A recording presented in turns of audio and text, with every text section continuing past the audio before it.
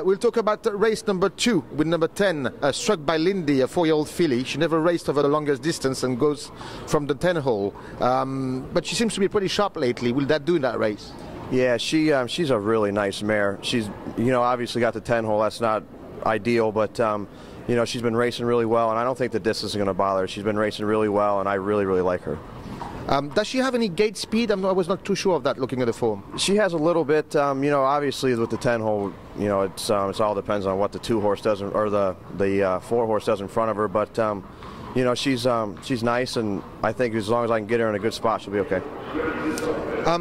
We'll skip Bastille. You don't know much of him. Then we go to race number 4 with number 8, Commissioner Daly. He did not do well last few times, but he had bad numbers, bad draws, and then again number 8.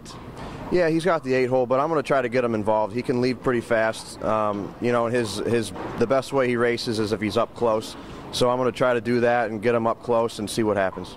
So we change your habits then. Yeah, I want to try. Race number 5, you got number 4, Time Will Tell All.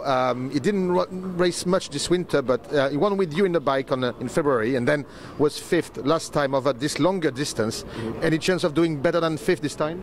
He was really good when he won. I got a great trip, sat the 2 hole, and he responded well, and he obviously won. His last start, he was locked in. I had no room to go in the stretch. So, he finished up, and I was looking for room the whole way. So if he can, get a shot in the stretch, I think he'll be fine. I don't think the distance will bother him. I think he'll be really good.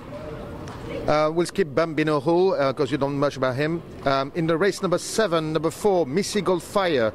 She finished well over the distance from the 7 hole, 2 races back, and was a good second over the mile lately. She went from Gilbert Garcia Herrera to Scott Domenico. Is that a plus?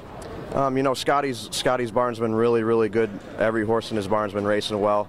So he might be able to step her up. She's a nice mare too. I drove her once for Gilbert Garcia Herrera, and she raced really well that day for me. She just needs a trip, and if I can get a good trip, I think she'll be really good. Number 4 is a bit tricky because if you need a good trip, then you have to. It's a tricky drive, number 4, isn't it?